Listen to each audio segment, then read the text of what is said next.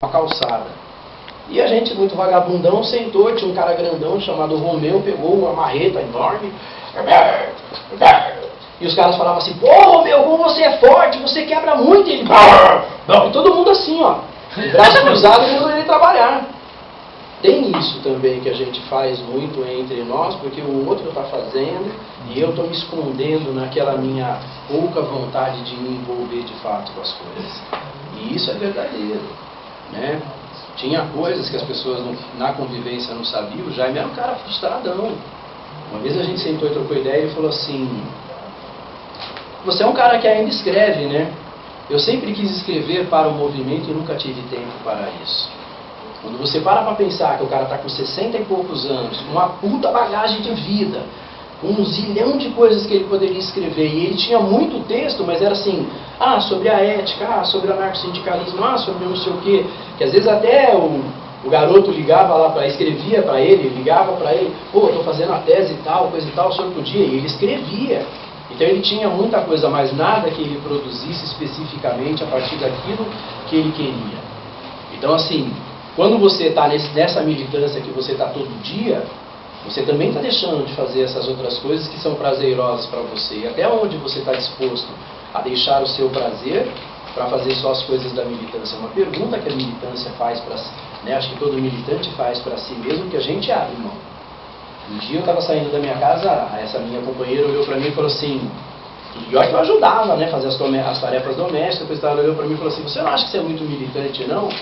Porra, ela estava com a minha filhinha pequenininha nos braços e eu estava saindo 11 horas da manhã para ir para o centro de cultura, porque tinha que limpar, porque às 2 horas vinha o pessoal fazer aula de Esperanto, porque às 4 horas tinha a palestra, porque terminava às 8 horas, eu morava na periferia, eu ia chegar entre 9 e 9 e meia na minha casa. Não é tranquilo.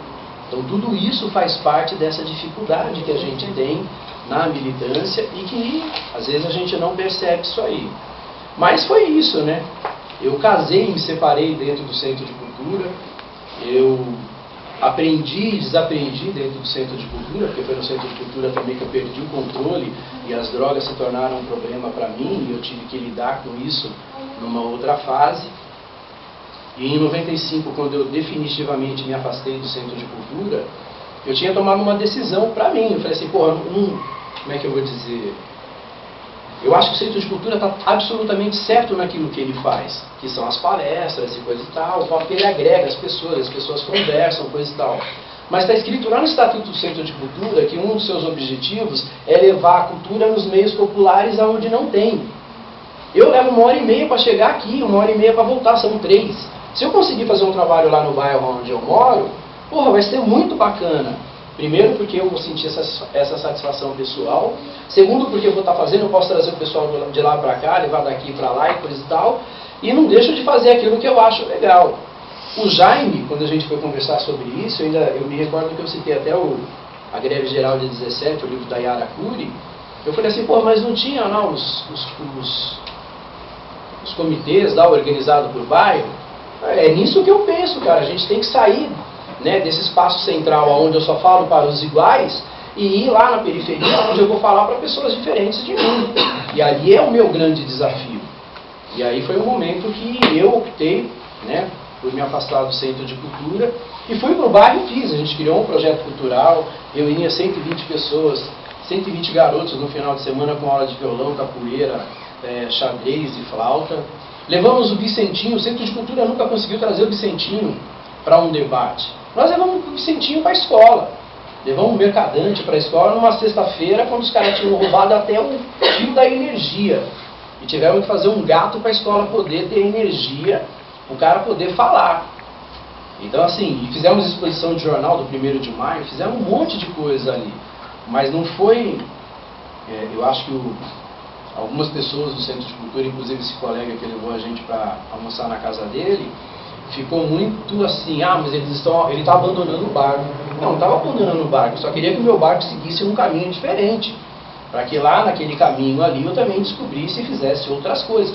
Porque falar entre iguais, gente, é fácil. Pô, aqui é tranquilo. Por mais que vocês me questionem, por mais que possam discordar, tranquilo. Agora, quando a gente está fazendo isso no local de trabalho, no local de moradia ou no local de lazer, é outra parada. Porque se no seu local de trabalho você começa a falar das coisas e os caras começam a torcer o nariz, como é que você vai chamar eles para se organizar com você? Como é que você ganha a confiança deles para dar um passo além e fazer uma outra coisa no outro dia? Não ganha. E aí se você não ganha, você não faz nada, cara. Você é só mais um que está ali, que tem um monte de ideia bacana na cabeça que não sai da sua cabeça. E aí a gente tem que aprender a fazer a leitura da sociedade a partir desse conceitual anárquico, respondendo para essa mesma sociedade como é que a gente se organiza lá, sem ter que ficar esperando que o Estado, o poder constituído, venha fazer para nós. Em 98, quando a gente estava lá numa situação extremamente... Em 96 a gente fez o vírus cultural, o Fabrício estava lá um pouquinho, né? Que ele tem essa característica de ser... Ele tem muito ócio criativo lá do Daniel Tomasi. Em 96 a gente fez isso e escolhemos uma escola para trabalhar, onde a galera do tráfico estava chegando e estava falando, não, aqui é espaço nosso e ninguém fica. Aqui a gente domina. E aí só que eles deram azar de trombar de frente com um maluco que nem eu e um outro que veio do movimento punk que nem eu, e falou, aqui não tem essa. E é o seguinte, se vocês forçar a barra vai ter trocação, e nós vamos trocar mesmo. E nós começamos meio armados, 3 revólver na cinta, 2 comigo e 1 com ele. E louco pra trombar os moleques, que se os moleques levantassem a mão, a gente ia meter bala mesmo. Porra, não tinha conversa fiada. Você vai fazer o quê? Pô, eu do 90, eu quero fazer uma denúncia. Os meninos estão aqui na porta da escola, estão dizendo que vão invadir e a gente precisa da polícia aqui. E no outro dia? E 20 minutos depois? E 1 hora depois? Quem é que ia estar lá para ficar com a gente? Ninguém queria chegar às vias de fato, mas a gente chegar, deixar claro que, peraí, aqui não é terra de ninguém. Aqui estamos nós e para nós esse espaço é importante, a gente vai resistir. Como vai ser, a gente não quer decidir agora. Mas se precisar, nós vamos às vias de fato. Quer dizer, não dá para você se omitir diante de determinadas situações e também ficar fazendo o discurso de vamos chamar a polícia porque agora chegamos no limite da nossa capacidade de organização, porque a polícia vai vir aqui. Não, né? Hoje não, hoje a gente vai lá, chama os irmãos do PCC, senta com eles e ó, a molecada está criando uma dificuldade aqui, nós vamos ter que denunciar, nós vamos escrachar, aí vai encher de polícia aqui, o movimento de vocês vai diminuir. Então como é que a gente resolve o problema? Os caras vão lá e resolvem. Mas em 1998 não tinha isso, era a gente mesmo. Então essas coisas é que são muito complicadas, às vezes, de quem está no movimento perceber. Falar para os iguais é muito fácil. Sair desse mundo dos iguais e ir para lá. Quando eu vi certas ações no MAP, ainda na década de 80 e 90, eu ficava espantado e falava, puta, esses moleques são foda, cara. Eles vão lá pro bairro deles lá e estão dizendo que vão fazer isso e aquilo outro. E eles fazem, eu falo, caraca, meu. Os moleques fodão, porque quando eu era moleque na idade deles, no movimento punk, eu tava lá quebrando o orelhão. Tinha nada a ver com eles. Né? Então o nível de amadurecimento intelectual e de organização, não de todos, mas parcela desse movimento que passou a se chamar MAP, era muito legal. Isso com todas as divergências que a gente teve ao longo de toda a nossa história e continuamos a ter até hoje, sem problema nenhum. Mas com o respeito que todo militante merece, reconhecendo a ação do outro também como ação importante, né? Não só a minha. Mas eu já falei pra caramba, né? Como disseram outro dia, eu sou capaz de falar 4 horas sem levantar para fazer xixi, tomar água. É melhor que vocês perguntem e façam os comentários que têm vontade. Ok. Pessoal?